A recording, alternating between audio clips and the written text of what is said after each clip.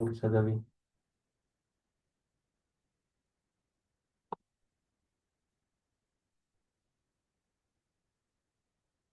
Screen show हो रहा है सबको।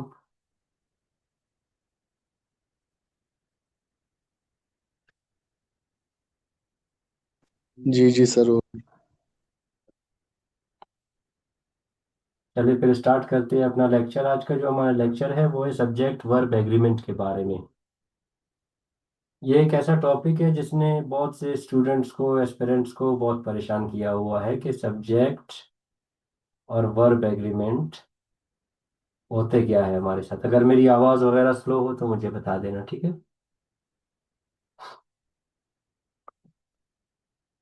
तो चलिए स्टार्ट करते हैं। Subject verb agreement. Subject verb agreement क्या होते हैं? बेसिकली ये ग्रामेटिकल मिस्टेक्स होते हैं। किस वजह से पेश आते हैं? सब्जेक्ट और वर्ब एग्रीमेंट ये ऐसे एरर्स होते हैं जो कि बहुत कॉमन ग्रामेटिकल मिस्टेक्स होते हैं। हमें कंफ्यूजन हो जाती है सब्जेक्ट वर्ब एग्रीमेंट करते टाइम। वो कंफ्यूजन्स क्या होते हैं हमारे साथ? वो कंफ्यूजन्स इन तीन वजूहात से होते हैं जो यहाँ पे दिए गए हैं। The difficulty arises when. Difficulty कब आता है हमें सब्जेक्ट और वर्ब एग्रीमेंट में? हालांकि वो चीज़ें हमें बहुत ही ज़्यादा क्लियर होते हैं, लेकिन उसके बावजूद हमें मुश्किलात पेश आते हैं। किस वजह से? क्योंकि several other words come between the subject and the verb। Verb और सब्जेक्ट के दरमियान में बहुत से अल्फाज इस्तेमाल होते हैं जिनकी वजह से फिर हमें जाके लगता है कि सब्जेक्ट सिंगुलर है या प्लूरल है, क्योंकि वो उसी टाइम सिंगुलर और प्लूरल हमें दोनों नजर आने लगता है। स्क्रीन सर जी जी। स्क्रीन थोड़ा जूम करें सर। जी बिल्कुल, मैं कर सकता हूँ। आज का क्लास इस वजह से मैं तसल्ली से ले रहा हूँ क्योंकि आज की क्लास में हम पिछले क्लासेस की तरह स्पीड स्पीड नहीं पढ़ने वाले ना। ये एक न्यू लेक्चर है और ये बहुत इंपॉर्टेंट लेक्चर है, इसी वजह से मैं स्लो स्लो पढ़ा रहा हूँ। तो यहाँ पे देखिए, the subject seems to be singular and plural at the same time. उसी एक ही पल में हमें सब्जेक्ट हमारी कभी सिंगुलर नजर आ जाती है, कभी प्लूरल नजर आ जाती है और हम मिस्टेक्स कर बैठते हैं। Sentence structure causes confusions about true subject। जो हमारी सेंटेंस स्ट्रक्चर है ना, वो इस तरह में नजर आता है कि हम अपने असली सब्जेक्ट को नहीं पहचान पाते हैं। इसी वजह से हमने पहले सब्जेक्ट्स पढ़ा था कि सब्जेक्ट क्या है, ऑब्जेक्ट क्या है। जनरल प्रिंसिपल इसका क्या है? The subject must agree with the verb in both. Subject जो है ना, उसको एग्री करना चाहिए बोथ पर्सन और नंबर। ये पर्सन और नंबर कैसे होता है आगे डिफाइन करते हैं इस चीज को, ठीक। आफ्टर दैट अगर हम यहाँ पे देखें, most mistakes occur due to failure to match a singular subject with a singular verb or plural subject with the plural verb। Mistakes तब आते हैं जब हमें पता नहीं चलता है कि हमारा सब्जेक्ट सिंगुलर है या प्लूरल है। तो इस चीज को टैकल करने के लिए हम अपना फर्स्ट रूल स्टार्ट करते हैं। हमारा फर्स्ट रूल क्या है?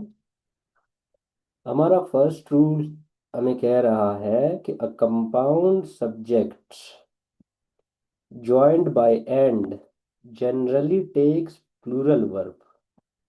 जो हमारी कंपाउंड सब्जेक्ट होता है ना, उसमें हम जो है ना क्या करते हैं, प्लूरल वर्ब इस्तेमाल करते हैं। अब क्वेश्चन आ रहा है कि sir what is compound subject. मैं आपको बता दूं, कंपाउंड सब्जेक्ट, कंपाउंड सब्जेक्ट जब हमारे जुमले में दो सब्जेक्ट्स हो, क्या हो? जैसे कि यहाँ पे देखिए, you and I, four and four, sister and brother, wealth and happiness, bed and table, rice and wheat. अब एक ही सेंटेंस में दो दो सब्जेक्ट्स इस्तेमाल हो रहे हैं। किसके जरिए इस्तेमाल हो रहे हैं? एंड के जरिए ज्वाइन हो रहे हैं। तो जब भी एक सेंटेंस में दो सब्जेक्ट्स एंड के जरिए ज्वाइन होते हैं ना, तो वहां पे उनको कहा जाता है कंपाउंड सब्जेक्ट।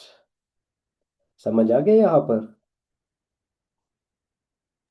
जी जी सर। तो रूल के मुताबिक जो भी हमारा कंपाउंड सब्जेक्ट है, एंड की मदद से जो कंपाउंड सब्जेक्ट बन रहा है, उसके साथ हम प्लूरल इस्तेमाल करेंगे।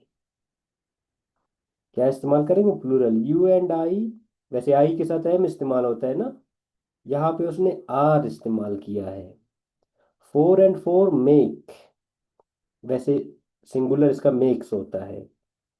Are your sister and brother, sister के साथ वैसे हम एज इस्तेमाल करते हैं, लेकिन यहाँ पे सिस्टर उसके बाद ब्रदर दोनों आ रहे हैं। वेल्थ एंड हैप्पीनेस, वैसे हैप्पीनेस के साथ इज इस्तेमाल होता है, लेकिन हमने आर इस वजह से इस्तेमाल किया क्योंकि हम इस वेल्थ को भी उसके साथ काउंट कर रहे हैं।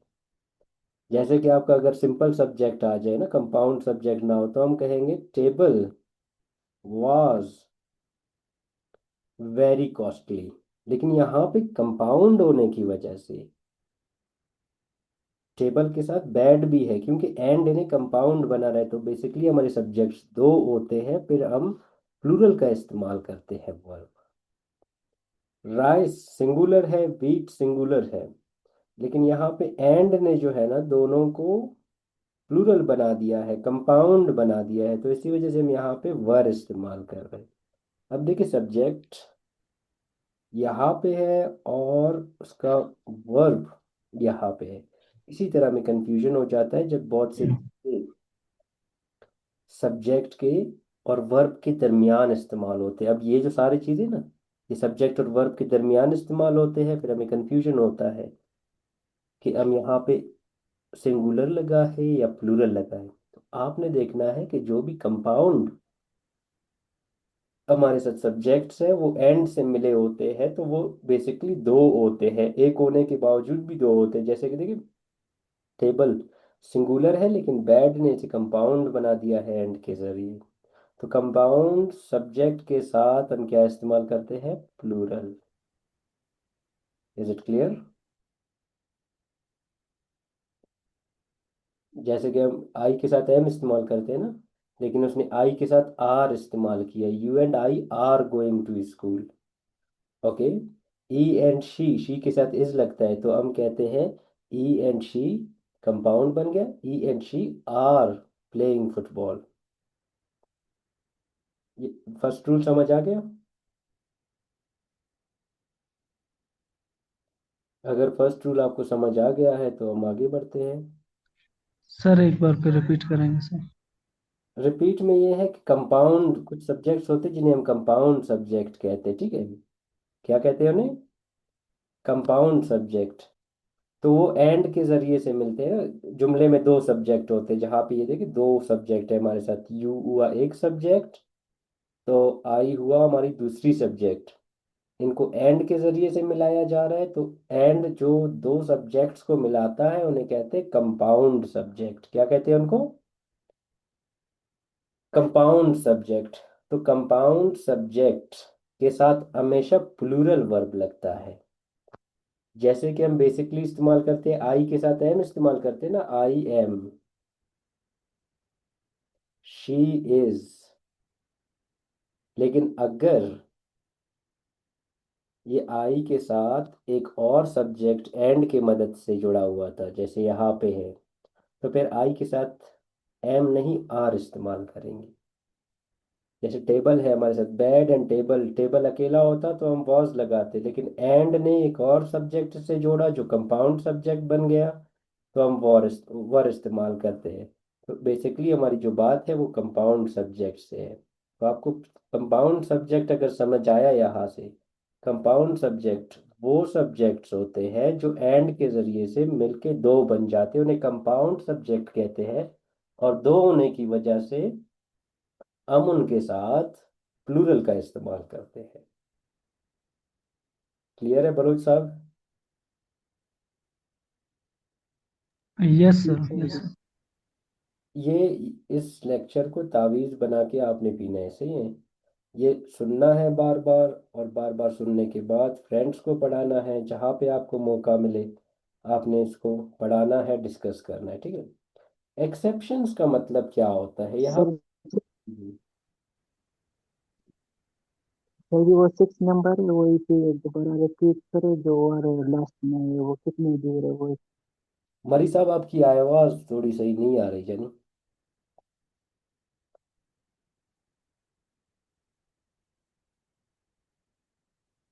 मरी साहब, आपकी आवाज़ सही नहीं आई, आपकी क्वेश्चन समझ नहीं आया, बाईपास कर दे या पूछेंगे आप? सर जी वो जो कितना दूर है वो छोटे नंबर सवाल नहीं है, इसके हैं इसके बाद वो वर्ड कितना दूर है, वो कैसे दूर है उसको थोड़ा समझो, वो कितनी दूर है। यार आप ऐसे करें, मुझे पर्सनल व्हाट्सएप पे वॉइस कर देना, मुझे आपकी आवाज़ समझ नहीं आ रहा है।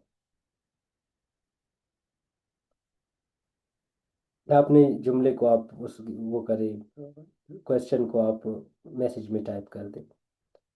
अच्छा, एक्सेप्शंस अब क्या है हमारे साथ?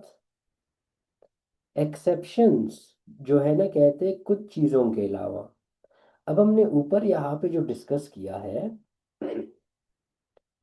ऊपर वाले सेंटेंसेस में हमने डिस्कस किया है कि भाई जहाँ पे कंपाउंड सब्जेक्ट आया तो प्लूरल लगाएंगे, लेकिन नीचे वाले रूल में एक्सेप्शन आ रहा है। एक्सेप्शन का मतलब कुछ जगहों के अलावा।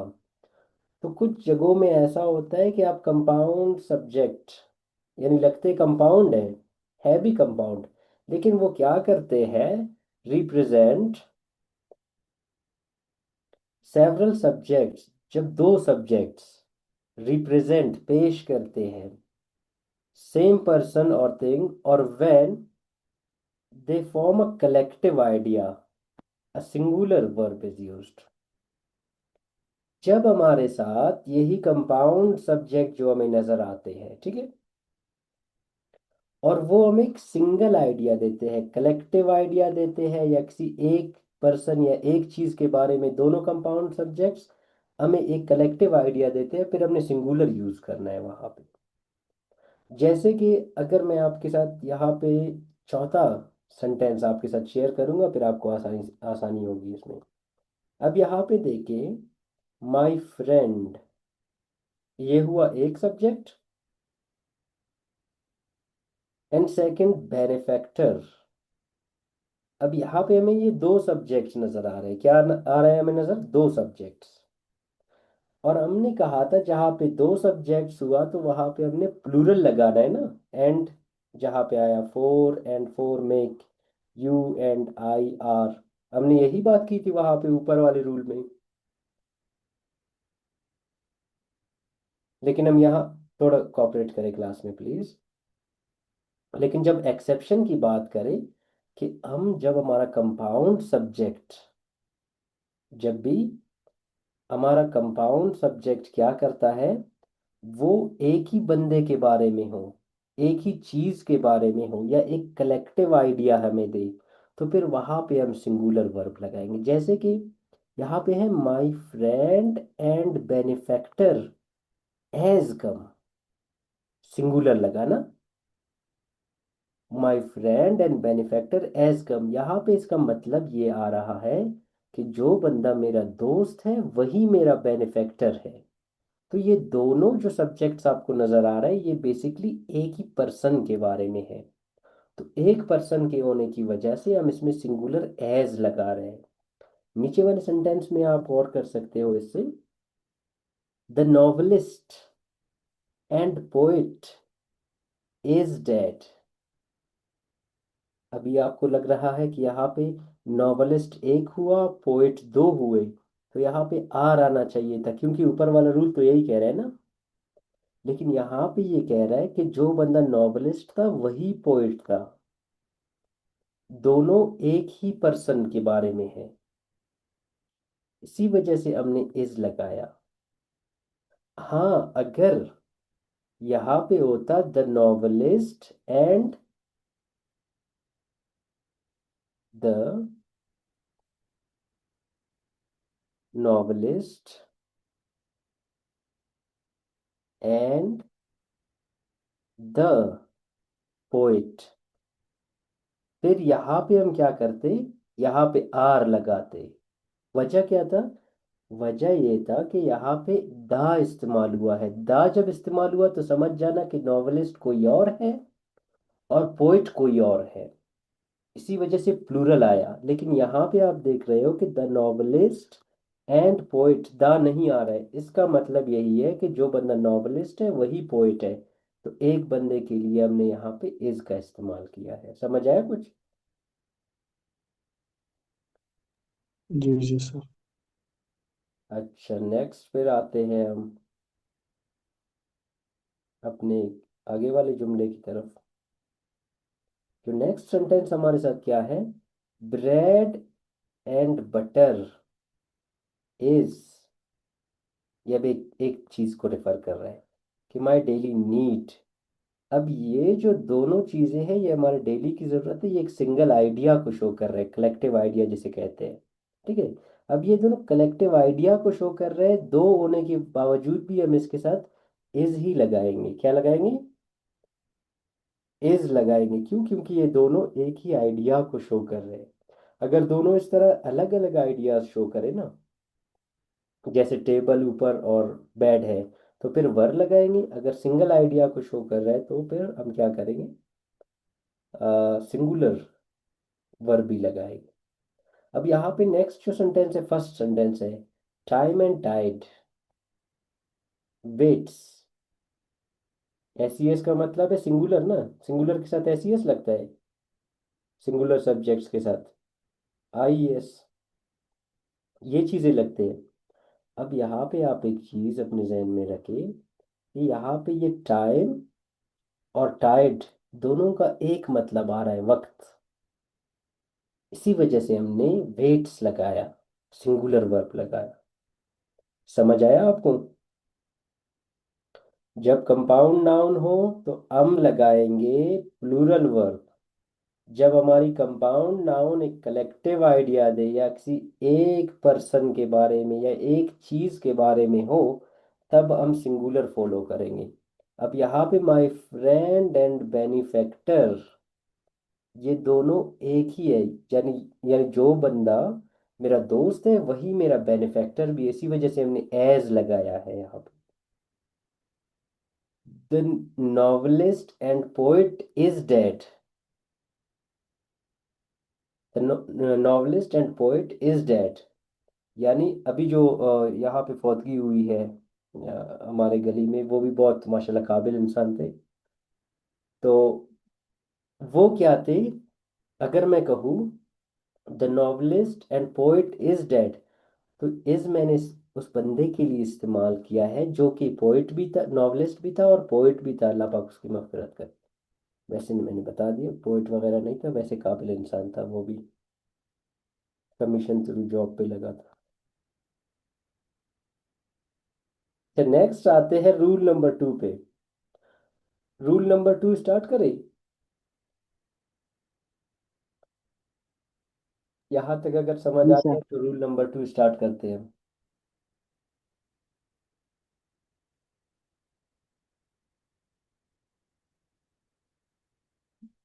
मेरी आवाज आ रही है? जी सर, बाकी स्टूडेंट से पूछे। अगर सबको समझ आ गया है तो हम नेक्स्ट रूल स्टार्ट करेंगे, हमारा सेकंड रूल। कोई बात नहीं, अगर जी आज जी सर, स्टार्ट कर लें। अगर आज हमारी लेक्चर कवर नहीं होता चलो कोई अभी बात नहीं, हम कल अपना लेक्चर फिर से कंटिन्यू करेंगे जहां तक आज हम पढ़ सके। लेकिन समझना है इस चीज को, ये चीजें तो मुझे पहले से आते हैं, मैं जी सर आपको। समझ आता है, सिर्फ थोड़ा मिस्टेक है।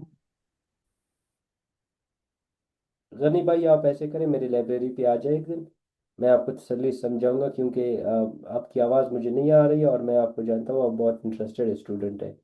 और मेरे ख्याल से कोलू बारकान से है आप, और यहाँ जी सर इंशाल्लाह। स्टडीज़ के लिए रहते हैं ना, तो आप जी स्टूडेंट्स की मैं बहुत हेल्प करता हूँ। अच्छा मरी साहब, नेक्स्ट देखिए रूल जी नंबर सर 2 क्या बिल्कुल है। मैं आऊँगा।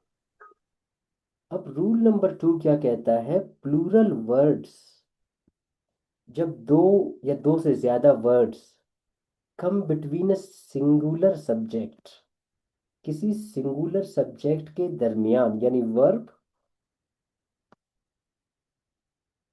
वर्ब और सिंगुलर सब्जेक्ट के दरमियान, दरमियान में कुछ प्लूरल वर्ड्स आते हैं, प्लूरल वर्ड्स आते हैं।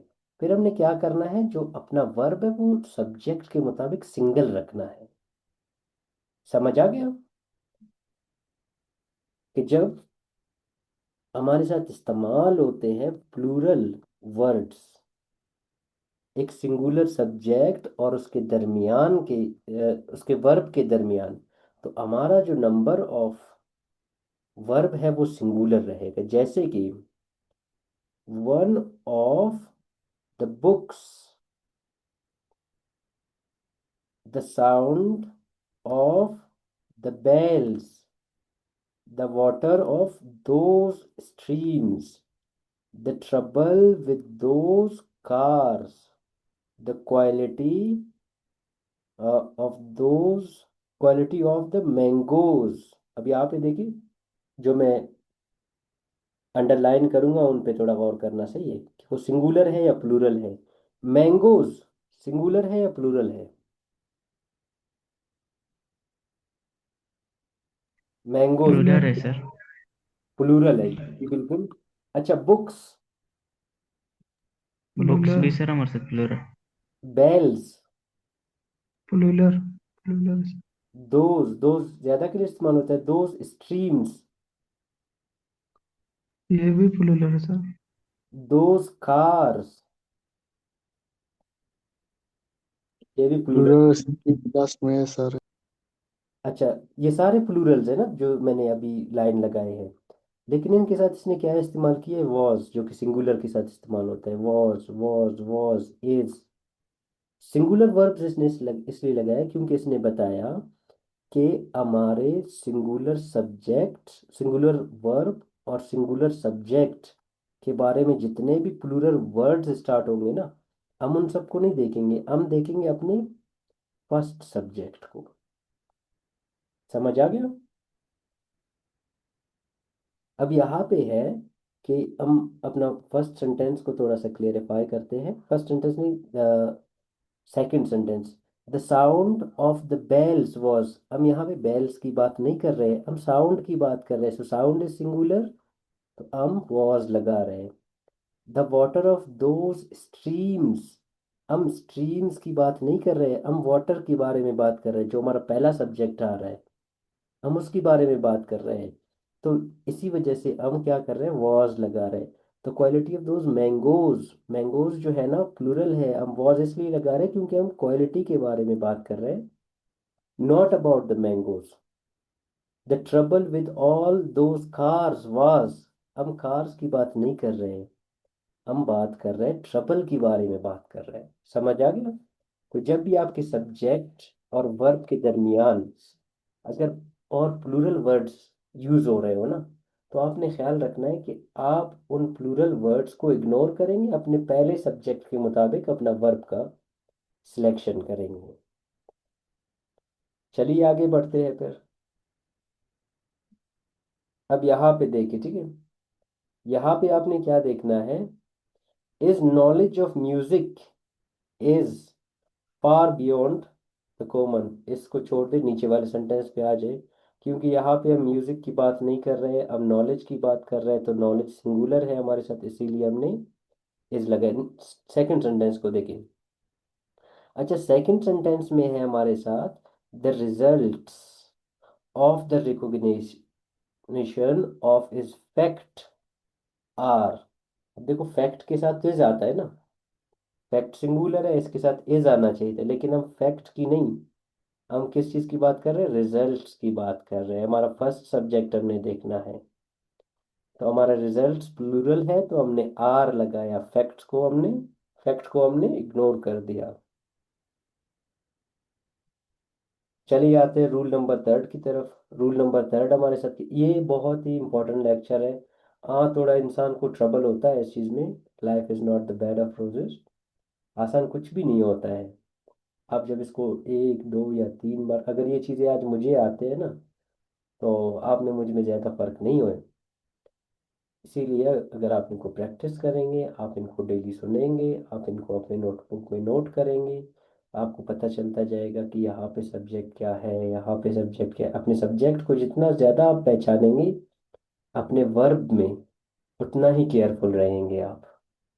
और ये पीसीएस वालों के लिए, सीएसएस वालों के लिए बहुत ही ज़्यादा इम्पोर्टेंट है आज का लेक्चर। वजह क्या है अगर मैं आपको यहाँ पे दिखाऊं, हम वापस आते हैं इस पे, ठीक है। क्योंकि कुछ स्टूडेंट्स हमारे साथ ऐसे होते हैं ना, कहते हैं कि भाई ये तो बहुत आसान चीज़ें हैं, या पार्ट्स ऑफ स्पीच पढ़ना या कोई भी ऐसा चीज़ पढ़ना। तो हम यहाँ पे उनके लिए एक छोटा सा वो दिखाते हैं उनको। ये क्वेश्चंस देख रहे हो आप, ये सारे जो क्वेश्चंस हैं हमारे साथ ना सब्जेक्ट वर्ब एग्रीमेंट के, ये सीएसएस के पेपर्स में आए। CSS 2025, CSS 2023, CSS 2021, 2025, 2023, 2021, 1996, 1918। देखो अब यहाँ पे क्या आ रहा है, 1980 और सारे सीएसएस के पेपर्स तो यही करेक्शंस आ रहे हैं ना। इसी वजह से ये उन स्टूडेंट्स के लिए भी इम्पोर्टेंट है जो यहाँ पे सीएसएस या पीसीएस के इरादे से बैठे हुए हैं या तैयारी कर रहे हैं। अच्छा, रूल नंबर थर्ड अपना डिस्कस कर ले हम लोग स्टूडेंट्स। Yes sir. भाई हम रोज नाउन प्रोनाउन नहीं पढ़ेंगे, ऐसी चीजें पढ़ेंगे, ठीक है, ये स्पेशल क्लास है। तो अब रूल नंबर थर्ड हम अपना स्टार्ट करने वाले हैं। रूल नंबर थर्ड क्या कहता है हमारे साथ?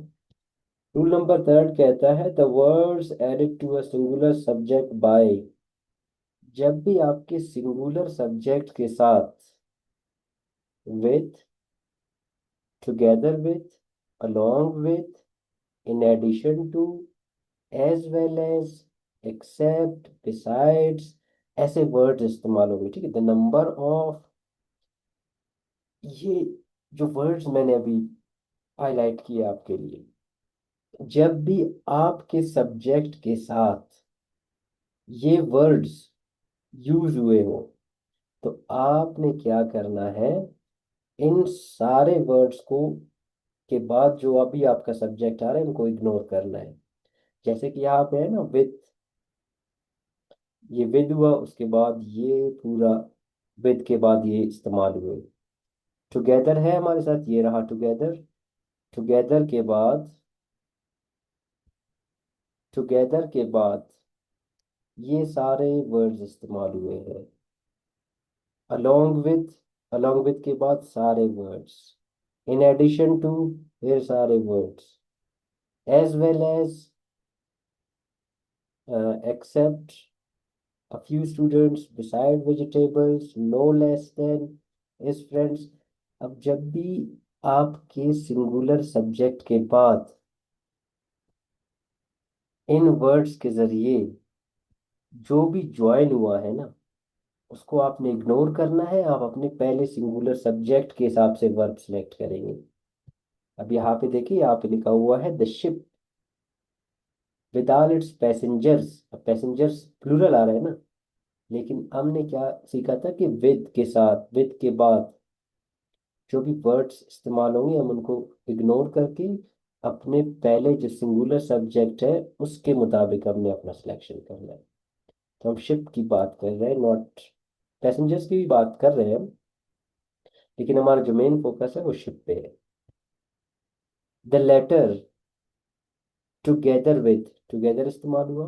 The letter together with other documents, documents उसके बाद हमने वाज इसलिए लगाया, डॉक्यूमेंट्स के साथ वर आता है, लेकिन वाज हमने इसलिए लगाया क्योंकि हम लेटर की बात कर रहे हैं। टुगेदर के बाद ये वर्ड्स आपने याद रखने हैं, ठीक है। जब भी ये वर्ड्स आपके सिंगुलर सब्जेक्ट के बाद आएंगे ना, तो इनके सिंगुलर सब्जेक्ट के बाद जब भी ये वर्ड्स इस्तेमाल हुए, उनके बाद प्लूरल हो सिंगुलर हो जो भी हो, आपने सिंगुलर ही लगाना है। देखिए अब यहाँ पे ही, अलोंग विद, अलोंग विद देखिए हमारे साथ यहाँ पे है या नहीं है? ही अलोंग विद हिज पेरेंट्स, अब पेरेंट्स प्लूरल आ रहा है, लेकिन अलोंग विद के बाद प्लूरल भी इस्तेमाल हो ना, तो हमने मतलब हमने अपने पहले सब्जेक्ट को देखना है।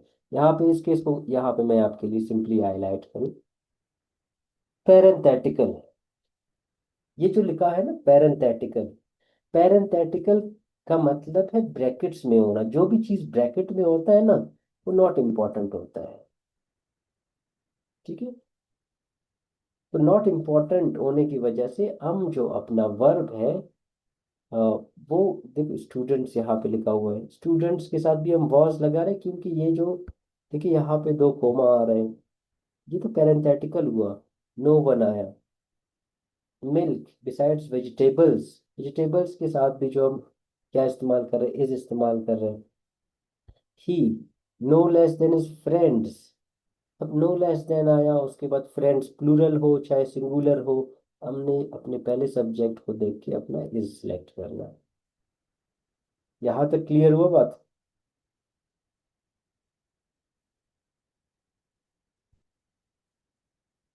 लेक्चर से हमारे साथ 6 मिनट रहते हैं। एक और क्लास स्टार्ट करना है या आज के लिए इतना काफी है? मुझे नहीं लग रहा है कि आप लोगों को ज्यादा समझ आ रहा है।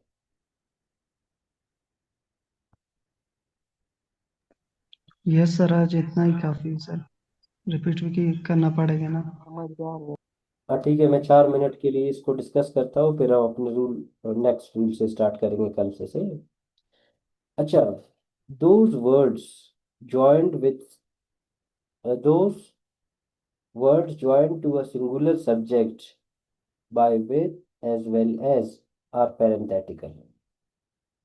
जितने भी मैंने ऊपर बातें किया वो उनका खुलासा है कि पेरेंथेटिकल में जो भी होगा, कोमास में जो भी होगा, हम उसको नहीं देखेंगे।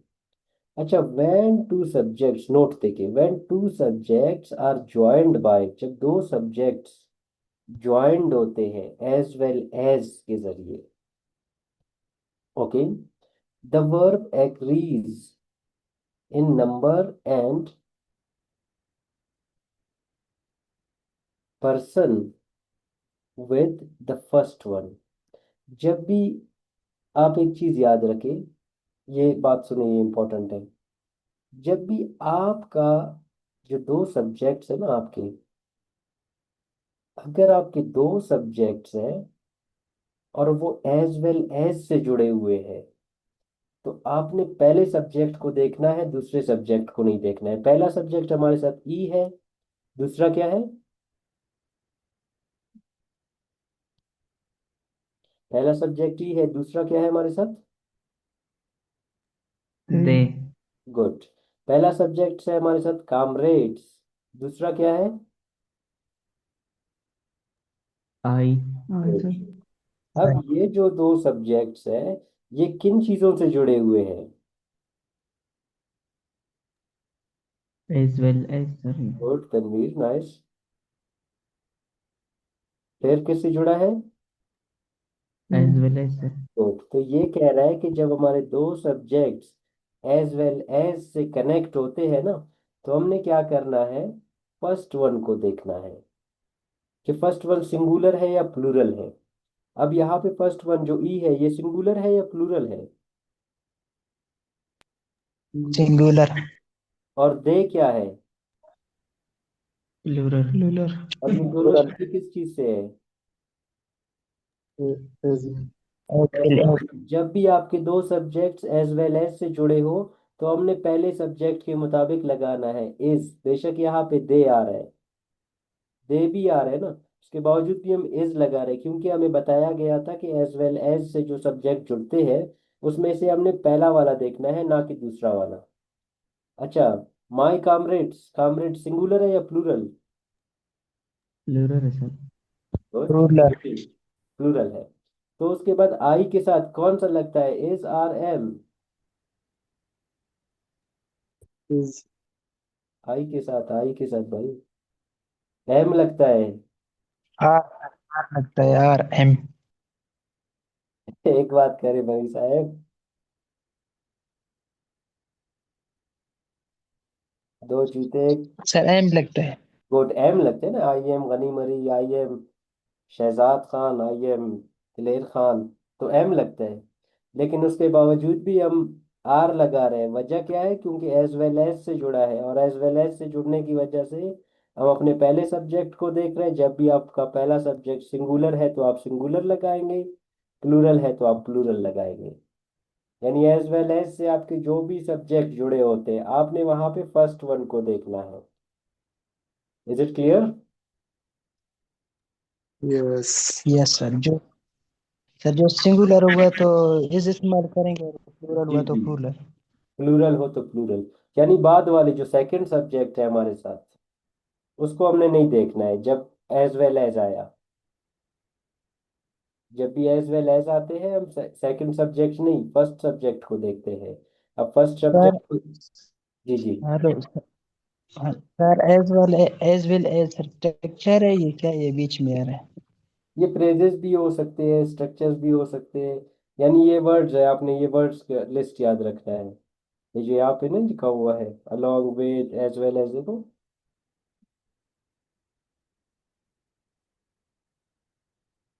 जी सर जी।